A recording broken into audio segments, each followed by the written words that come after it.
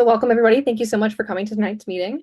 For those of you who came to our last meeting earlier this month, we discussed chronic pain and some different conditions and some details about those conditions, the symptoms, diagnostic criteria, and things of that nature. So tonight we're going to be focusing on guest speakers, so people who have the conditions that we've talked about and their experiences living with them. So as some of you may be aware, September is Pain Awareness Month. That's the purple color in our background slides. And before we get into the guest speaker questions tonight, we're going to talk a little bit about what Invisible Illness Awareness Network is. So we are a 501c3 nonprofit organization, and we raise awareness for different invisible illnesses, chronic illnesses, and disabilities. And we also help students start affiliate organizations at their respective institutions so they can be leaders and educate their peers, especially those interested in pre-health professions, to create a more inclusive environment for those with invisible illnesses and to also benefit patients and their families in the future. So what is the Invisibly Aware series? You're at it right now, so welcome. We hold 2 virtual meetings every single month on conditions and topics relating to invisible illnesses. And the first meeting of each month, like I mentioned, is a presentation on our topics of the month. And the second meeting of each month is our guest speaker meeting where people share their experiences living with the conditions, treating the conditions, or caring for someone who has experience with our given topic of the month. So as it is, our given topic is chronic pain. If you don't already, please follow us on social media. Our main platform that we're active on is Instagram. We're at invisible_illness_network. We post a few times a week on different conditions and awareness days. And our Invisibly Aware series Instagram is primarily different meeting updates and guest speaker updates for our monthly meetings. It's Invisibly_aware_series. We also have a YouTube channel where we post the guest speaker meetings a week or two after the meeting happens because we record them. And we also have more information on our website. If you know someone who may want to start an affiliate, you just want to get in contact with us, or you want to learn more about how we started as an organization. We also have an events calendar and our newsletter sign up on our website and on our link tree. So we'd love to see you at future meetings. A few disclaimers tonight before we get into it more. None of what we're saying tonight is medical advice. So if you're concerned about any of these topics for yourself, please talk to your doctor. And please note that no 2 people with the same condition have the same experience with it. A lot of these invisible illnesses are a spectrum. So people are on either end of that spectrum, somewhere in the middle, or in between those sides. So know that everyone has different experiences and don't apply what these guest speakers are sharing with us tonight to everyone who has that condition. And please also note we are not experts on these topics, but we have done a fair amount of research on the conditions, or we know people who live with them or have similar invisible illnesses or disabilities. And a quick access check. I always seem to forget this at the beginning. We like to do verbal self-descriptions of ourselves just so we have that out there for accessibility reasons. I'm Stephanie. I'm one of the co-founders and co-presidents of Invisible Illness Awareness Network. I'm a white woman with medium-length brown hair, brown eyes, and I'm wearing a blue shirt. You can also turn on captions if you'd like by clicking the CC button in the bottom panel of Zoom. And if you have any other accommodation needs, please message Sarah over Zoom to let us know so we can meet your accessibility needs. And if you have questions throughout the presentation, feel free to enter them into the chat at any time. You can also direct message Sarah on Zoom if you want your question to be asked anonymously, and we'll answer all questions to the best of our knowledge at the end of the guest speaker presentation portion. You can also choose to raise your hand over Zoom if you'd like to say them verbally or over video at the end of the meeting.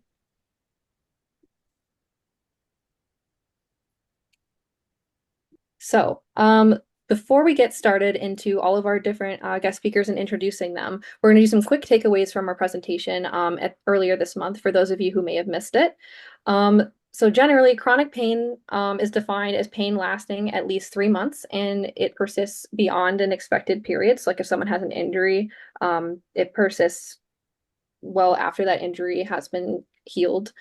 As an example, it impacts people's physical, mental, and social well-being, and causes can be anything from illness, specific injury, like I mentioned, infection, a specific condition someone has. It can be idiopathic.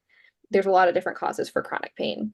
And symptoms can range from a lot of different things, but some common ones include stress, insomnia, fatigue, irritability, brain fog, anxiety, depression, decreased activity, and decreased quality of life. And generally, the prevalence in the US is about 500, or oh my gosh, 51.6 million adults as of 2021. There's always estimates coming out and more research being done, but that's the last survey that we found. So, some general takeaways for fibromyalgia, which is one of the conditions we'll be going over tonight, is a widespread pain and heightened sensitivity to pain and touch. And different types of pain within fibromyalgia could be aching, burning, throbbing, tingling, and numbness. Different pain symptoms include pain in joints and muscles, headaches, spasms, stiffness, and muscle weakness. And some other symptoms can include brain fog, abdominal pain, GI issues, so gastrointestinal issues, fatigue, among others. And roughly 2% of people have fibromyalgia by the age of 20 and 8% by the age of 70 in the US, just based on surveys. So some takeaways for complex regional pain syndrome include the general definition, which is prolonged pain, which is disproportionate to the initial trauma. It impacts arms in about 60% of cases and legs in about 40% of cases. And types of pain within this condition can include stabbing, throbbing, squeezing, aching, and burning pain. Other symptoms can include numbness, tingling, and sensitivity to touch or cold, decreased mobility, changes in skin temperature, color, and texture in the affected limb. And some complications can include muscle atrophy and contracture, loss of bone density, and spread of CRPS to another area of the body. And this has been found in about 200,000 people across the US. Second to last, we have trigeminal neuralgia. The general definition is a sudden severe facial pain that attacks that last a few seconds to minutes, and its causes can include vascular compression of the trigeminal nerve, another condition, or it can be idiopathic. Types of pain can include stabbing, burning, shocking, shooting, or tingling pain. The location of the pain can range from the face, jaw, ears, mouth. It often affects just one side of the face.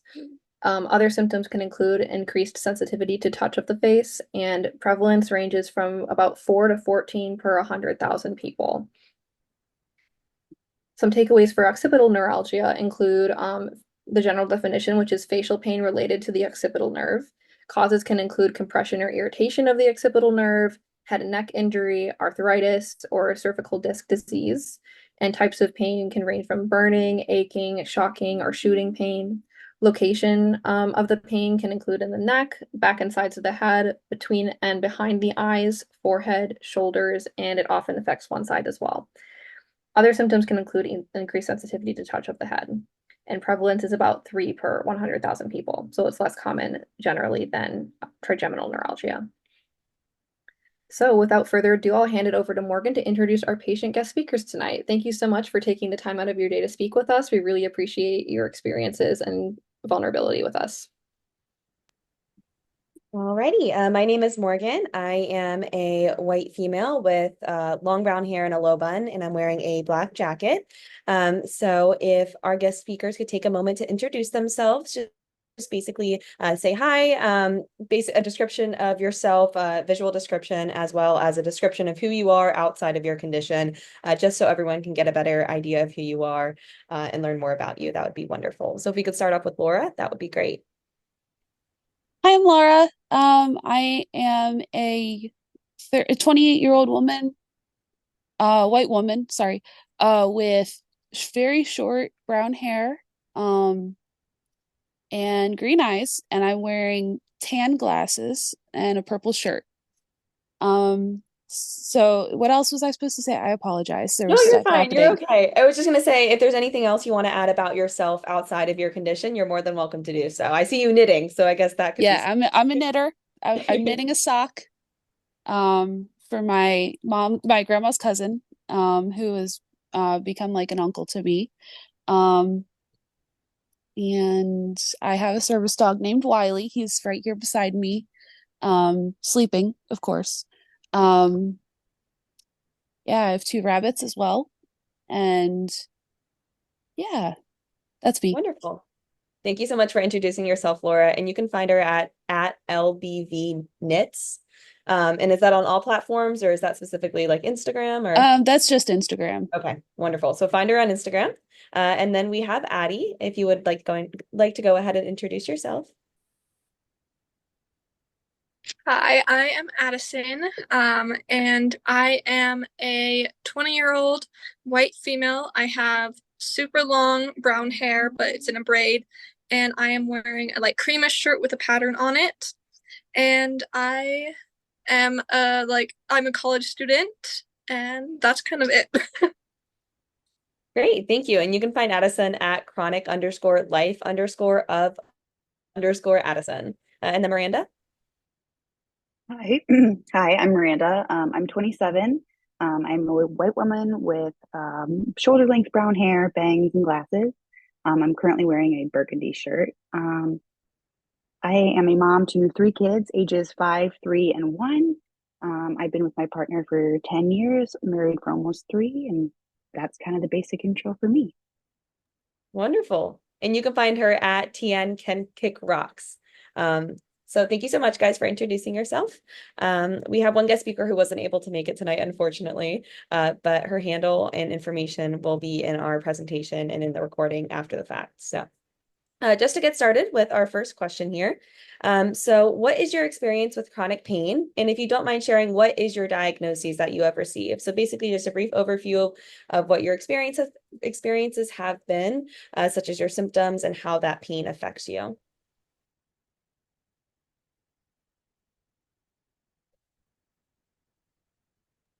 I'll go first.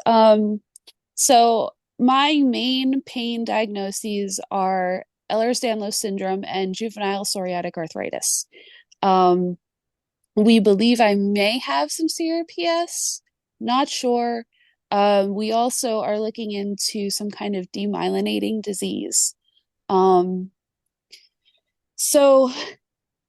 I have been in pain for as long as I can remember. Since since I was 4 is about my earliest memory. I was at a church event and my arm was hurting, so I used that as an excuse to get out of playing a group game. And I'm sorry, what was the question again? My brain is not doing well today. No, you're totally fine. It was just a brief overview of your experiences with chronic Yeah. pain. Okay. I have only just recently gotten on pain medication because I am not able to manage my pain with exercise or anything. So we tried oxycodone, we tried Butrans patch or buprenorphine, but unfortunately the buprenorphine failed because it's a patch and it was ripping my skin apart. So I'm back on the oxycodone until we can figure it out. But I'm also getting IVIG for the polyneuropathy that I have in my feet in the wake of Guillain-Barré syndrome, which is like MS on steroids. Their immune system eats the myelin sheath off your nerves. It's extremely painful. So that's a brief overview of me.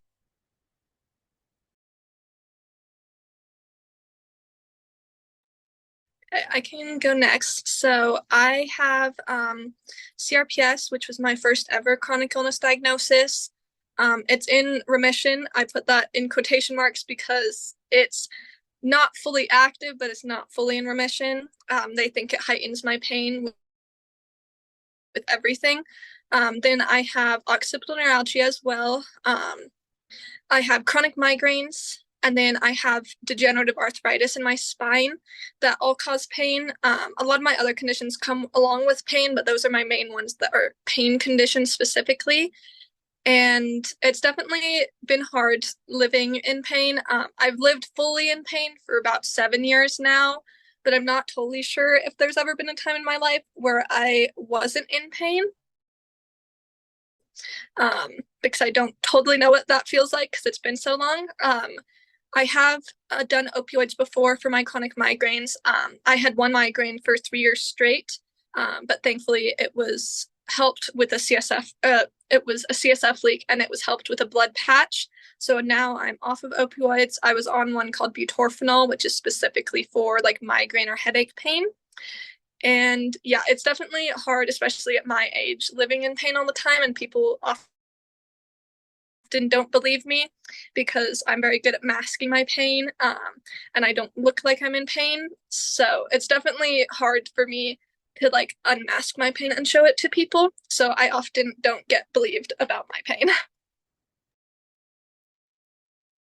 Yeah, thank you for sharing. It's for some of us on board, we also experience chronic pain, so I understand your pain and I'm sorry you have to go through that. I know we always say sorry to each other and it's, a constant cycle, but I wish we didn't have to go through that. Thank you for sharing that. And thank you, Laura, for sharing yours as well. All right. My main conditions that I'll be speaking about today are TN, so trigeminal neuralgia. I have ON as well, occipital neuralgia. I'm also diagnosed with fibro, and those are kind of the main three pain conditions that I've been dealing with. I was diagnosed when I was 3 years old with TN back in 1999. Ooh, dating myself. So that'll be 25 years with TN coming up soon. And then the occipital neuralgia was diagnosed gradually over the next 13 years. So late teenagehood is when I was diagnosed with that. Um, Fibro came along about the same time as ON. Yeah, pretty straightforward with those diagnoses, but happy to answer any questions that you guys have about them. Thank you so much for sharing. So you guys kind of touched on this a little bit, but what was your process like to get diagnosed? What was the process like? So things you could talk about, like how long did it take for you to seek help? How long and how many doctors did it take to get diagnosed with your various conditions? And what was generally the process like?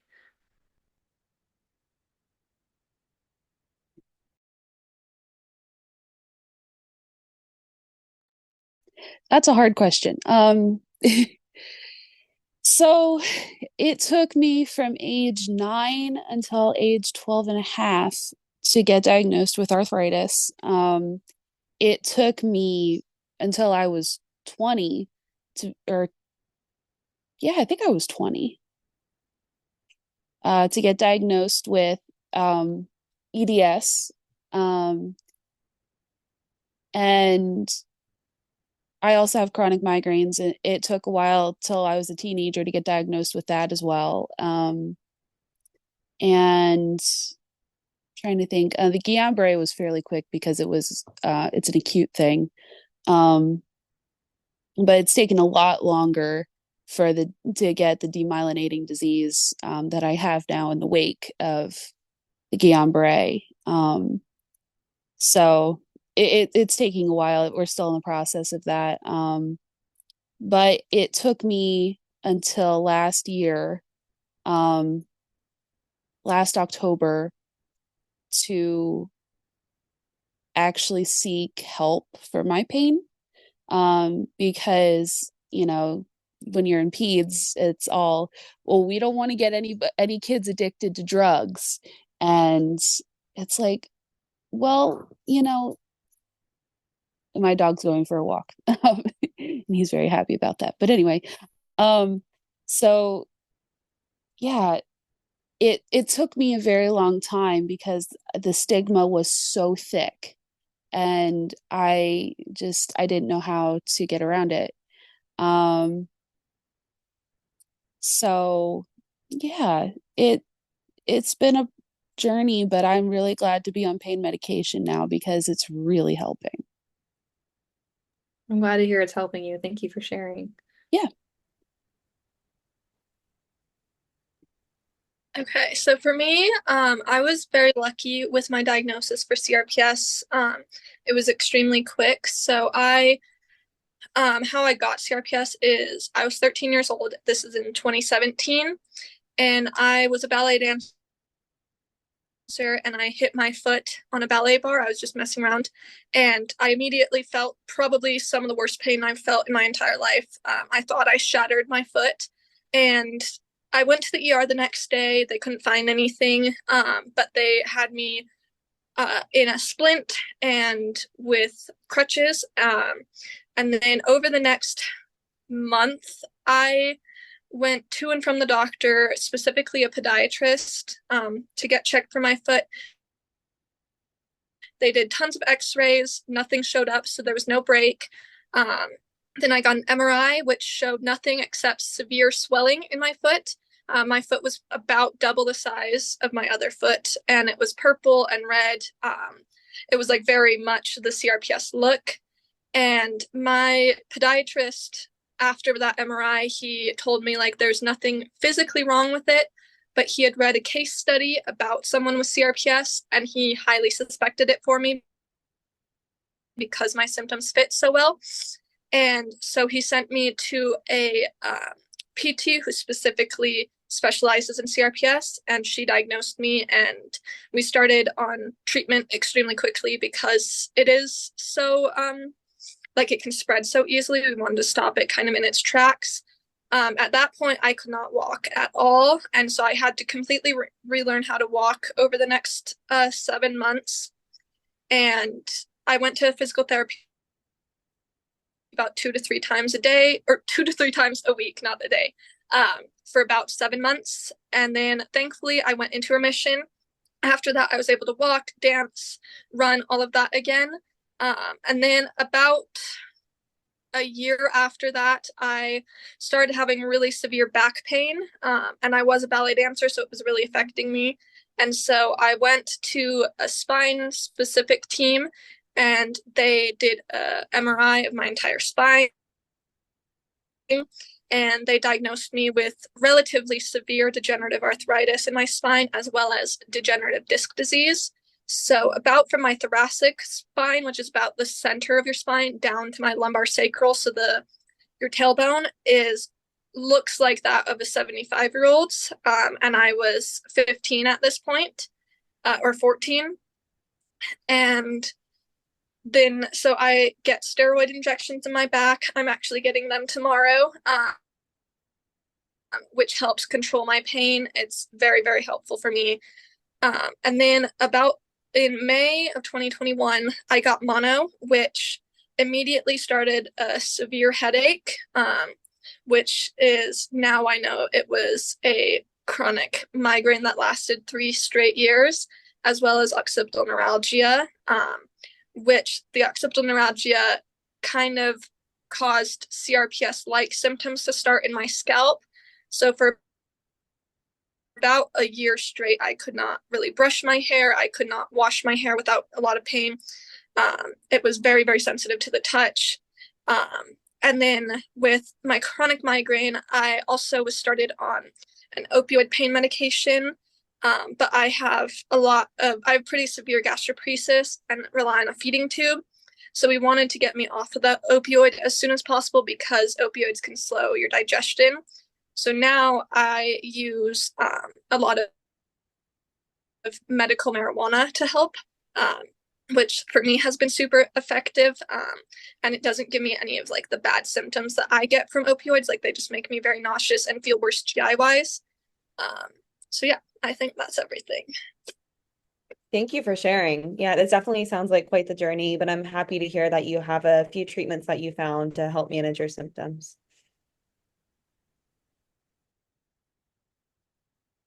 So my process of getting diagnosed, first with TN, obviously as a toddler, was really driven by my mother. Obviously, I was 3. I couldn't really advocate for myself. So she was aware that my paternal grandmother, so her mother-in-law, had trigeminal neuralgia. And because I was diagnosed at like 3 or 4, it was pretty obvious that it was either a genetic link or some type of like mutation or some type of thing like that. So I was actually sent to Dr. Peter Janetta, who is the one who pioneered the MVD, or microvascular decompression, which is the brain surgery for TN.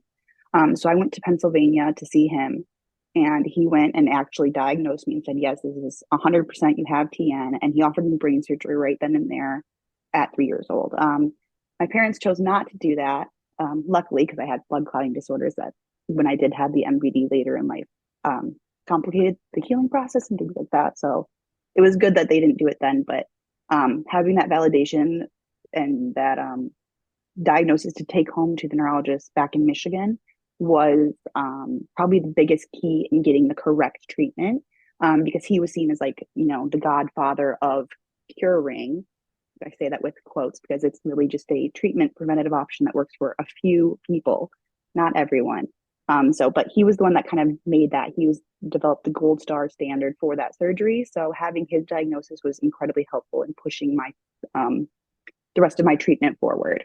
Um, I've since found a really great neurologist here at home that advocates for me wonderfully. He's the one that diagnosed me with ON later in life.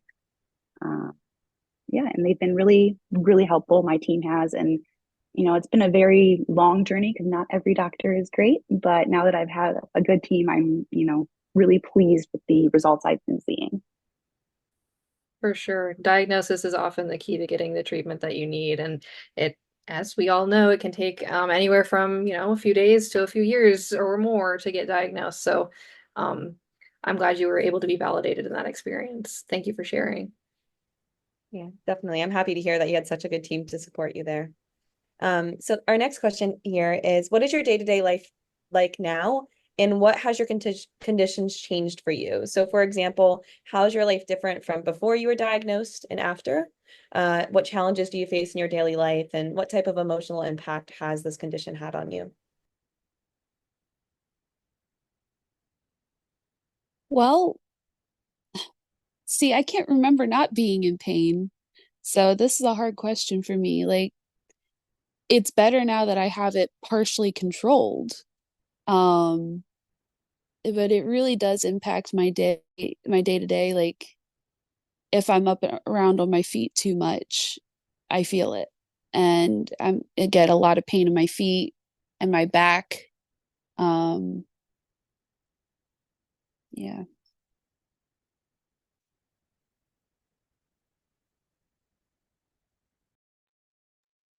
No, Yeah. definitely. Oh, sorry. For me, it definitely affects my day-to-day life a lot. We think that CRPS could possibly be the root cause of my gastroparesis. And so I'm hooked up to tube feeds 24/7 or 23 hours a day. I disconnect to do my medications through my tube. And then I also have a central line in my chest that I do daily IV fluids for. So I'm connected to that for about an hour. And then I also do IV medications. I do Zofran and Benadryl. So that definitely, I've timed it before, and it takes about 4 hours out of my day to like actively do things medically. And then emotionally, it definitely can be very hard, especially when you're not being believed. Um, I also struggle with pretty severe OCD, which I've been in treatment for, and getting that under control has been very helpful. My OCD would definitely latch on to a lot of like chronic illness type things, about like either believing that I was faking it, even though my psychologist has told me something that helps me a lot is if you're still in pain when no one's around, you're not faking it, which definitely helps me when I'm struggling with that. And then I have a lot of really good support systems. My two best friends, Ashley and Jade, also struggle with chronic illness. So we can relate about that. And then both of my parents are great, especially my mom. She comes with me to like every appointment, every hospital visit, everything. And so she also can really help advocate for me, especially because I don't show pain like normal people. And so often she can help me kind of like explain how I'm feeling.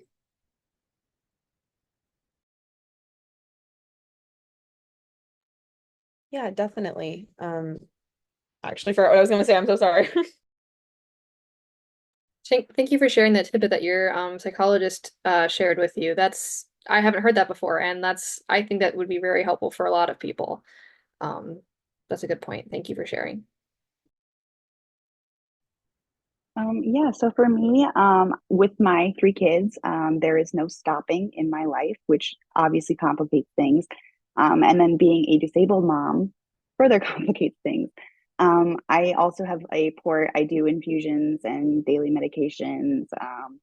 Again, we're trying to diagnose me with gastroparesis. So I relate a lot to that. A lot of my time's taken up with medical treatment. But then also in addition to that, with the TN and ON, things like heat, wind, touch, anything like that is, very triggering. But the kiddos want to go outside for a walk. So what do? I have to weigh, is my pain the thing that's going to take away from their childhood, or is their childhood going to have to take precedent over my pain? And it's a very complicated emotional, battle to wage, and trying to say, saving my spoons from the spoon theory, like saving my energy and trying to pace myself correctly is incredibly hard, because especially with kids, you don't know what they're going to need in that day. So even like sometimes my kids will want to give me a kiss goodnight, and I say, I'm sorry, my face hurts, I cannot give you a kiss goodnight. And as a mom, that's incredibly emotionally challenging.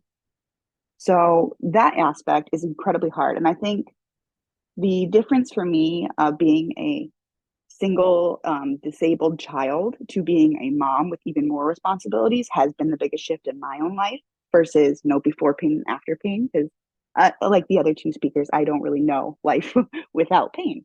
So it's been emotionally challenging, but again, working with therapists and having lots of different support systems and check-ins for me has been very helpful to deal with the emotional aspect of the physical aspect of being in pain.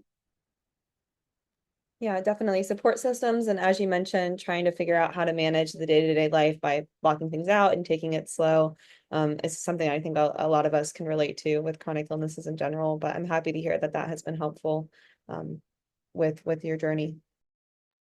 Yeah, and thank you for sharing also the perspective of being a mom as well, because I can only imagine how challenging that is dealing with chronic illness as well. So thank you for sharing that. And a lot of you have kind of touched on this already, but what different treatment options have you tried? And what has worked and what hasn't worked? You don't have to list all of them, just maybe what's the most impactful, either good or bad. Yeah. So I am currently in treatment with pain psychology. My pain psychologist is in freaking incredible. She is very realistic and down to earth. She validates my pain at every step. That she says, I can't take away your pain, but I can help you cope. So I'm kind of seeing like medication as like the easy way while I work on the hard way. And not that medication's easy, but it takes less work to take a pain medication than it is to psychologically change your thoughts and stuff. So that's what I've tried. And the reason I'm seeing the pain psychologist in the first place is because it's a requirement for my pain management's office. I'm a patient at Penn State Hershey. And where did my thought go? Oh, yeah, pain management there sends you to pain psychology to get evaluated and make sure that, you're not a drug seeker and all that. But I'm going to keep seeing with a pain psychologist. She's great. So, and I love her. I love her personality and everything. But yeah, that's what I do. I'm glad she's been helpful for you. That sounds great.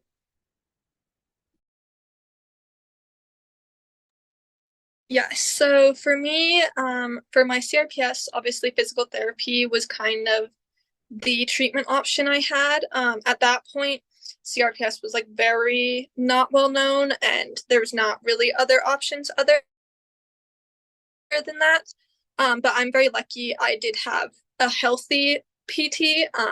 There's lots of people with CRPS who unfortunately go to like traumatic pain programs, and thankfully she always validated my pain but worked on how to kind of overcome the pain. So I did a lot of like mirror therapy. So you would put a mirror between your legs and look at your healthy leg reflected as your affected leg, and basically that would kind of trick your brain into being like, okay, this leg is fine, I don't need to keep firing these signals there.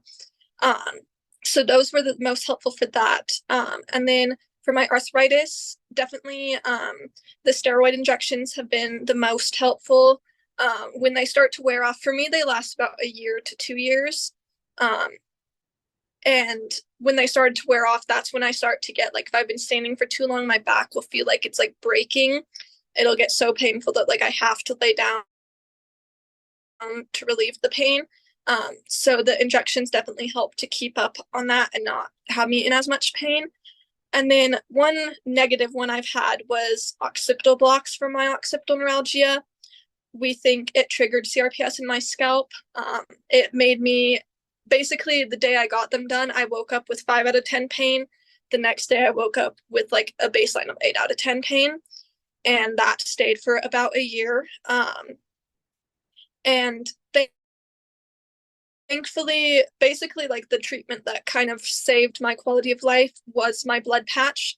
We didn't know I really had a CSF leak. I was borderline on my scan if it was a CSF leak. And so my case was actually pretty rare. I might be talking at a CSF leak conference because of the rarity of it, because it didn't show 100% that it was a CSF leak, but when I got the patch, it changed everything. Like everybody around me is like, it changed my personality. I'm such a different person than I was because I was in so much pain 24/7, because I did just have a migraine 24/7. And so it would be like a 8 to 9 out of 10 pain 24/7, and it would spike to like 10 out of 10 pain. And so it's definitely very, very hard to function through that. So I'm extremely grateful to be doing much better on that aspect. It's definitely helped my quality of life, like I've said, and be able to actually do school and not just be miserable 24/7. So I'm also able to have some fun because I don't get as exhausted because my body's not in such severe pain all the time. I still do have a lot of fatigue and I need to sleep about 12 hours a day. But before it would be basically I wake up and wait to go back to sleep because that was the only relief that I would get from pain. So I'm so thankful for like my neurologist who suggested trying that, and the CSF league team at UC Health. They're incredible. They're like the #1 ranked for CSF leaks in the country, other than surgical options. So if anyone has CSF leak, I highly recommend them. Yeah, thank you so much for sharing that. I'm, again, sorry you had to go through all of that, but thank you for being vulnerable and sharing your experiences. We really appreciate it.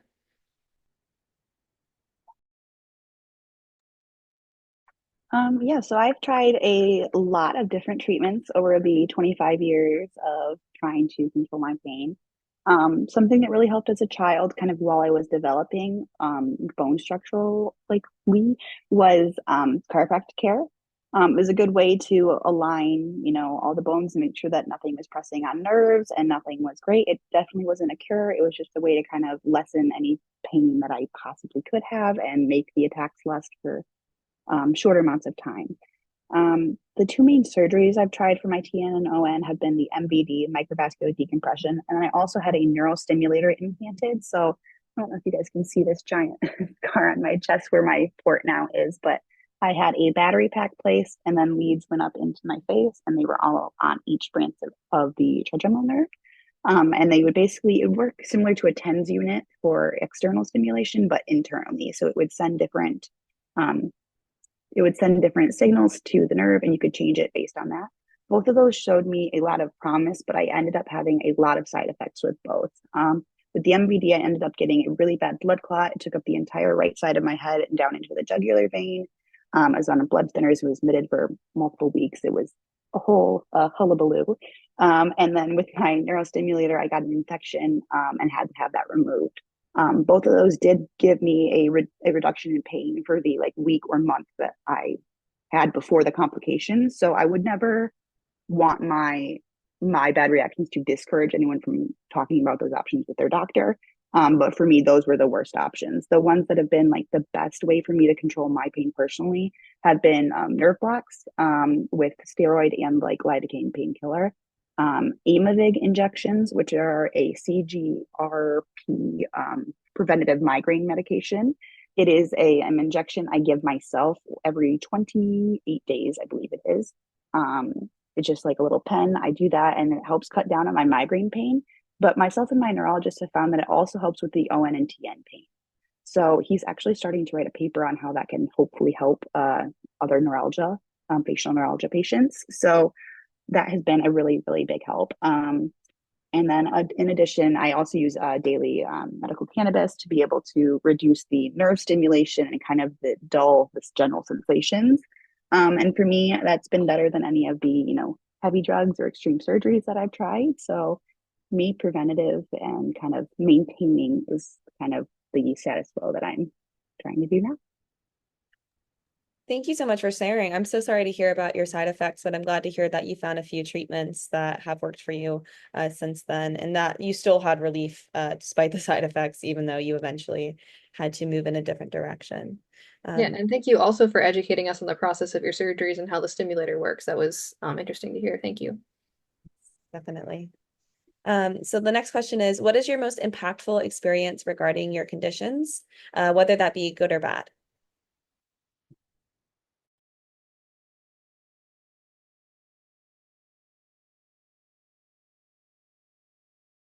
I know it can be hard to narrow it down to one, so anything that pops into your head as being impactful, feel free to share if you'd like to. So, one thing that was very impactful for me and validating was recently uh my I'm sorry, my brain is so fried today. Um my pain management doctor said, we're psychological beings. Of course we're going to have psychological pain. And that just completely was like, well, okay, so it's normal, it's not doctors make it out to be some bad thing that like, oh, you're making this up. And well, it turns out human brains do that. So that was very impactful for me regarding my pain. Yeah, so I have kind of two that I deem about the same. One is negative, one is positive. So the negative one, my freshman year of college, when I would meet with advisors and explain my situation and just try to like figure out what would be the best way for me to do school, they almost always would tell me like to try to take medical leave. And that was just really discouraging for me because my things are chronic. They're not going to just get better in a quarter off or semester off. And so it was definitely very frustrating to just be heard basically that they don't think that I could do it. Um, and then on the positive side is the first time I met with my neurologist, and basically just my neurologist in general. She's just incredible. Every appointment, I would obviously get more and more discouraged because nothing was working. And she would always tell me at the end of appointments if she could tell that I was discouraged. She would always remind me, she's like, I'm not going to give up on you. We're going to figure out something to help you. And that truly is probably the most impactful thing I've heard from a doctor because she never gave up on me, even when I kind of had given up on myself because I was failing every single treatment. And so I'm just super thankful for her because I think I might have tried to like stop treatments because nothing was working without her motivation. So yeah, she has just been an incredible part of my life. So I'm very grateful for her. Yeah, it really means a lot to have that external support, especially from your providers, in the process of struggling and failing to find treatment. So I'm happy she stuck with you, and I definitely understand your sentiment about being a student as well. I'm also a student, so I've had that same conversation with my advisors. So I'm sorry to hear you went through that, but thank you for sharing. For me, I again have a couple of really impactful moments. One, just the growing up aspect of it, of, developing life with an invisible chronic pain condition, again, the not being believed, the bullying from kids that don't understand, the, institutions of like gaslighting and medical neglect and no one helping you in schools and just kind of all of that. And then I think the thing that really made a big shift in kind of how I approach my own chronic pain is again being pregnant with a disability.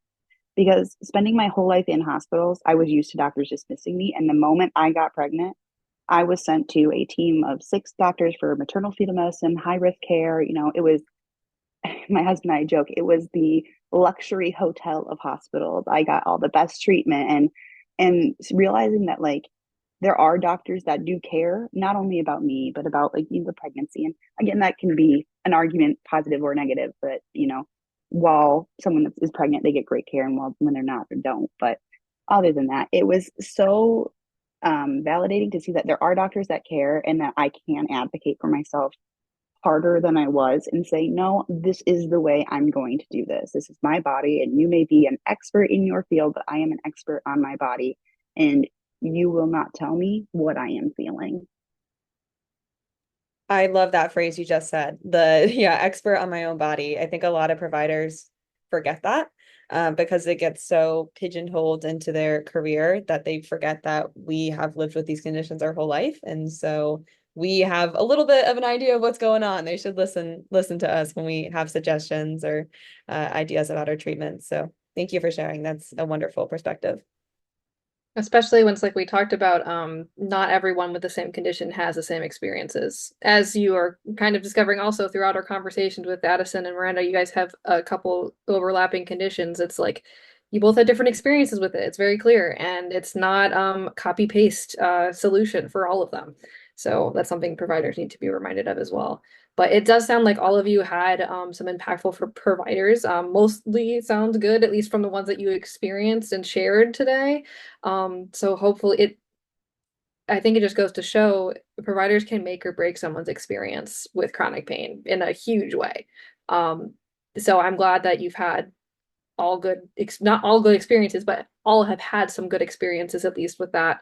And I hope that we can keep pushing that in the right direction as we educate future providers and keep showing, that's kind of why we're having this kind of meeting so people can see patient experiences and talk about them and know about them going into medicine and other areas of healthcare.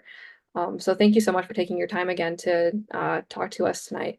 Our next question is what, and some of you have touched on this a little bit, what has been your experience in the context of institutional structures in terms of support or lack thereof? So, like, what difficulties have you had now navigating the healthcare system? Have you experienced stigma and discrimination or medical gaslighting?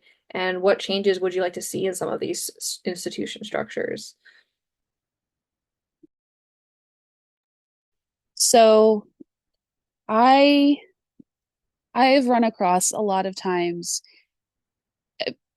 Hershey is extremely conservative with pain medication. And I understand there's an opioid crisis.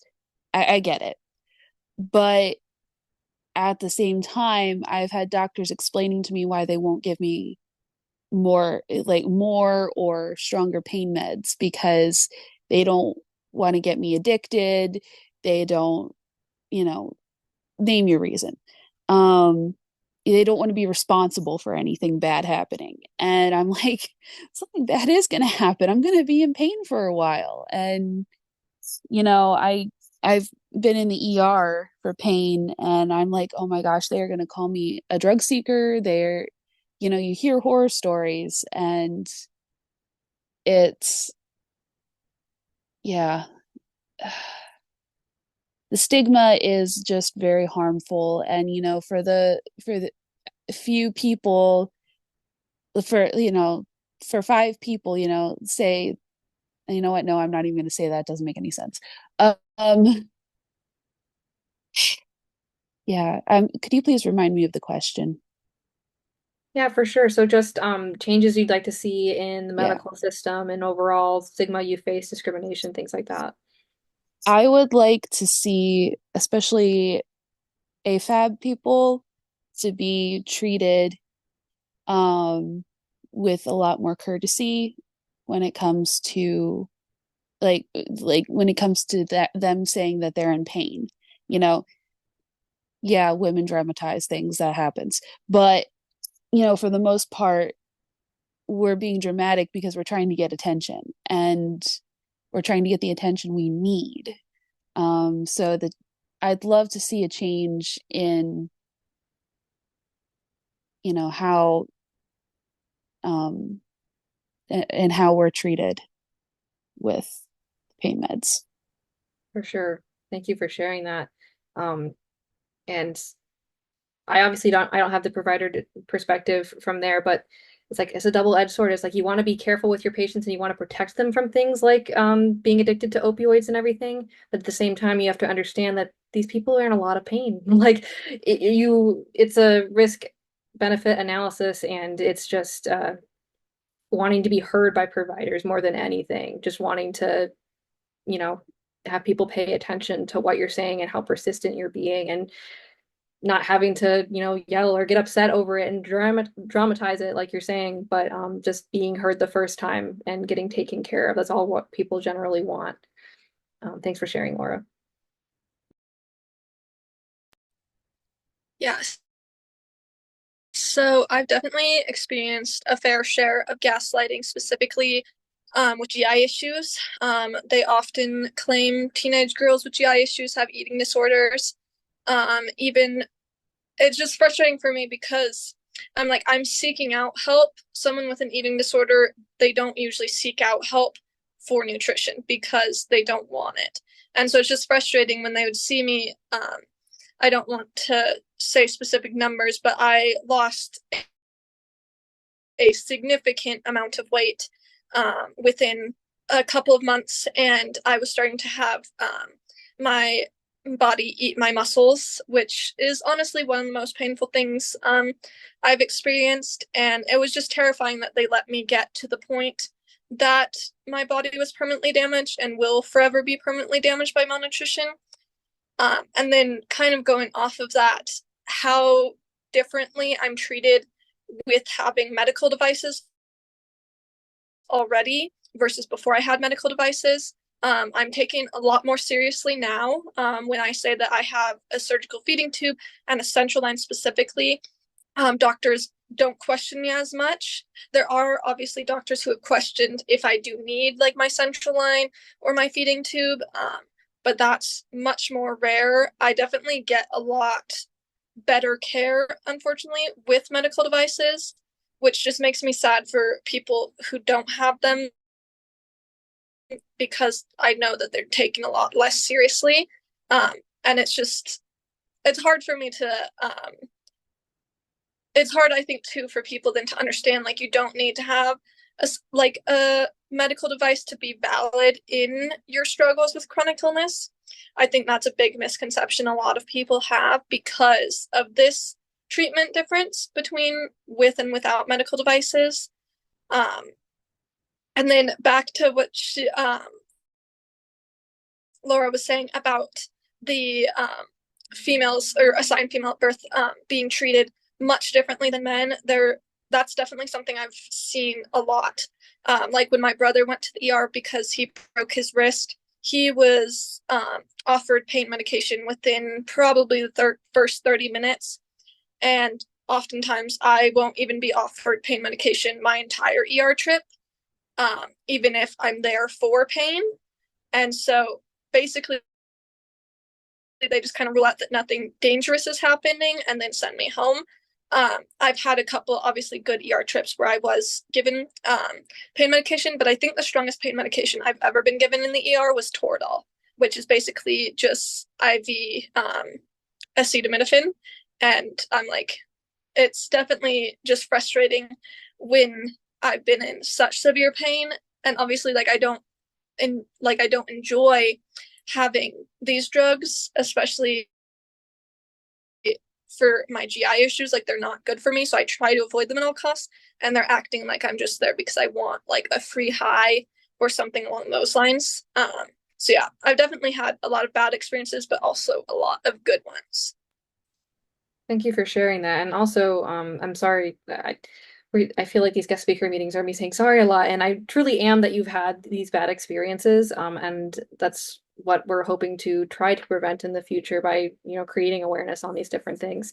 And you also touching on invisible illnesses on that aspect of like not having something visible does make it very difficult to get treated because people tend to not take it as seriously because it's like, well, you could be making it up. It's all in your head kind of a thing. So thank you for touching on that aspect of it too.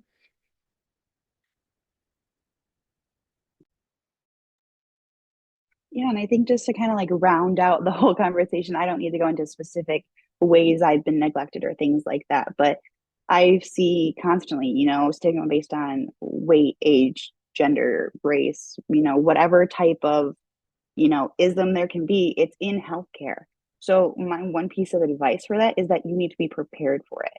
Don't expect to go in meeting a good doctor, because unfortunately that will not be the reality 80 to 90% of the time. So for me, it's like you need to take notes, research, be your own advocate. When you can have a good doctor in your corner, write notes for you. I have a doctor, my neuro writes a ER protocol that says, hey, you do not need to send her home with opioids, but you need to give her these exact drugs. And this is the protocol you need to follow. And if you do not, you can call me. Here's my medical reference number and everything. And here you go. And, doing that alone is such a big help to be able to be like, listen, I have another medical professional, someone that another doctor will respect, backing me up. Bonus if it's a male doctor, because then you have that on your side.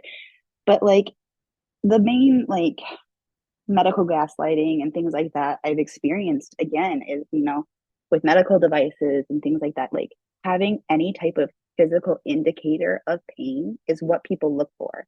You can't believe what you can't see is so common in everyday life that like it's really hard to get that point across to people. And another thing is like being dependent and being addicted are very different things. Depending on medication to get through the day is very different than being addicted to something and not being able to function without it, just psychologically or something like that. And like feelings are all relative, because someone may have just broken a bone for the first time and that is their worst pain.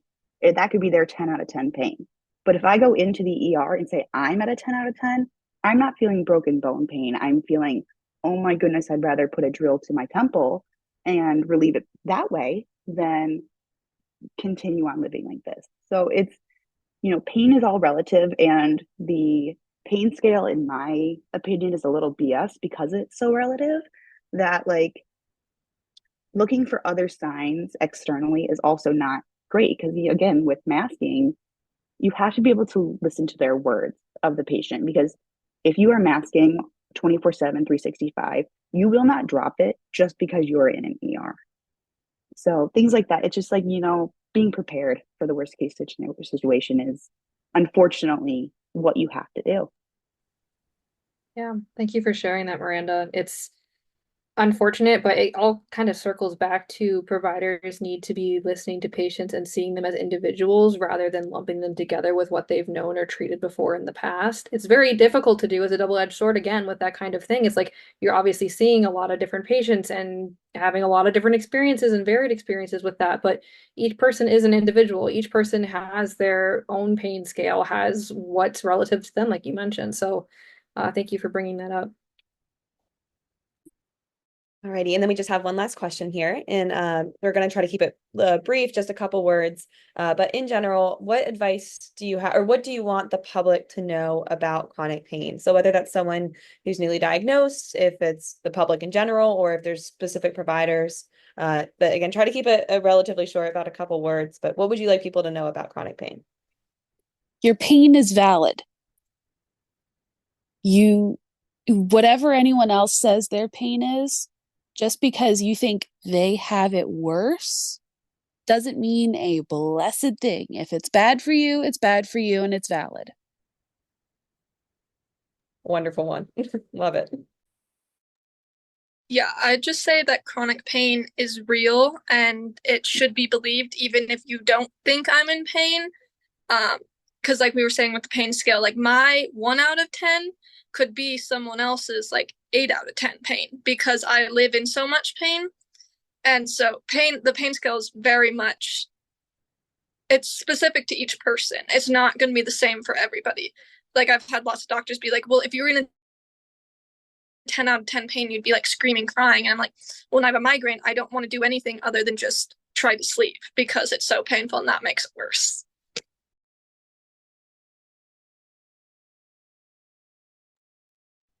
My main takeaway, just for anyone who's newly diagnosed with any type of chronic pain, is that you can live and you will live a full and happy life despite the, debilitating chronic pain you have. Like people when they're diagnosed go through all the stages of grief, knowing that, my life is going to change, but that doesn't mean it's going to get worse. It's going to become different. and you will survive and you will get through it and it will be okay. Wonderful. Those are all excellent closing statements here. Thank you guys so much for sharing your experiences. This has been really valuable, and I'm sure everyone on the call and YouTube will feel so as well. So thank you so much. Yes, thank you so much for your time and for being vulnerable with us tonight. We really do appreciate your experiences, and again, are sorry that you've had to go through all of the challenges you have, but you all seem like very intelligent, kind people, and we really, again, do appreciate your insights, and hopefully we can work together to move forward in the medical community and prevent some of the things that happen to you guys happen to other people, and just make it a better, more kinder environment. So thank you again. You can find all of our guest speakers at their @ on the screen. Uh, yeah, we'll wrap up for tonight. So anyone who has any questions, please feel free to enter them into the chat at any time or direct message Sarah on Zoom if you want your question to be answered or asked anonymously. You can also click the raise hand button on Zoom and we'll call on you so you can unmute and ask questions out loud. And all questions will be answered to the best of our knowledge or guest speakers' knowledge. And all of our guest speakers can answer questions as they're comfortable and as they're experts on their own bodies.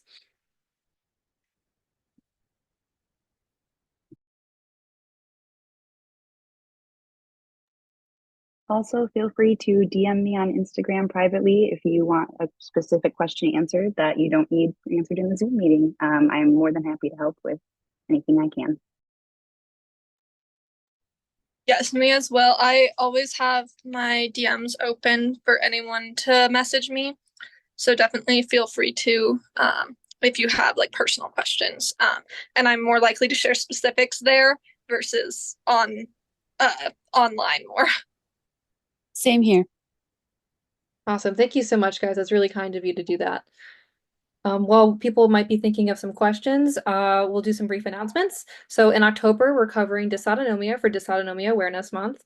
And we have a special focus on postural orthostatic tachycardia syndrome, but we'll touch on all the types of dysautonomia. Our first meeting, so our presentation informational meeting, will be on October 9th at 8:00 p.m. Eastern Standard Time on this same Zoom link.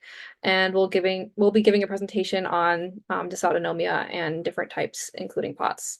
And our second meeting date is October 30th at 8:00 p.m. Eastern Standard Time, so the day before Halloween. We will have guest speakers talk about living with different types of dysautonomia, and we have an extra special guest, Dr. Boris, who's a leading doctor in POTS and dysautonomia, specifically for pediatric patients. And we're looking forward to his expertise and him being answering questions for everyone. But also do keep in mind when we do have physician guest speakers, please don't ask any personal medical questions and try to keep it general because they're not here to give you specific medical advice. They're here to just answer questions on a general sense. So if anyone has any questions for any of our guest speakers tonight, please enter them in the chat or speak up. And also another reminder to please follow us on Instagram to keep up to date with all that we're doing.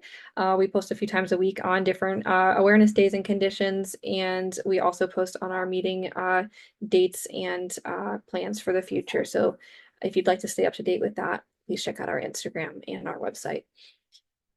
And you'll find this guest speaker meeting posted on YouTube shortly once we make the captions accessible as well.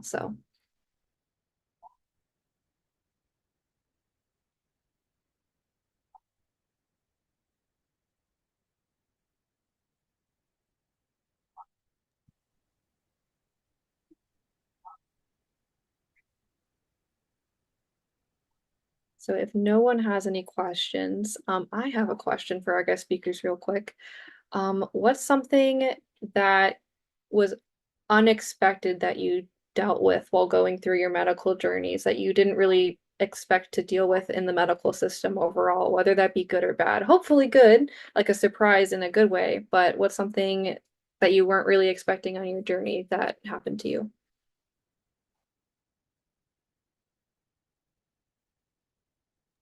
I mean, all of it, but Should have seen that answer coming. I'm sorry. no, I'm not trying to be smart, but No. Yeah. I'm that's just kind of where I am with that. Yeah, for me, the biggest like thing I didn't expect was the change between pediatrics and adults. It's been good and bad for me. Um, One thing I really struggle with is the lack of sedation for like anything. At my adult hospital, like if I had to get a full new feeding tube surgery, like if they removed it and had to redo it, I would be under twilight sedation, which for me does not work. So I would be awake while they are doing a full on surgery. Um, and so that's definitely been hard with my medical trauma, especially just around procedures. It's very hard for me to be awake for procedures. But then on the positive side, I feel like I'm taken a lot more seriously in adults versus pediatrics because they do treat me like an adult. Um, because when I started getting medical treatment, I was 13, but then when I started getting like a lot of treatment, I was 17.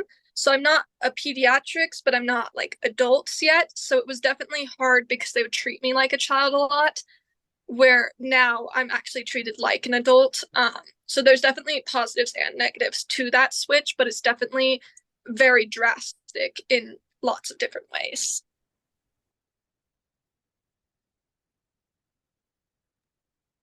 Yeah, and I think my biggest surprise is actually the community I've been able to build. Growing up in, the 90s, early 2000s, there wasn't, the internet to connect with other people. So I was literally the only person I'd ever heard of with this disease.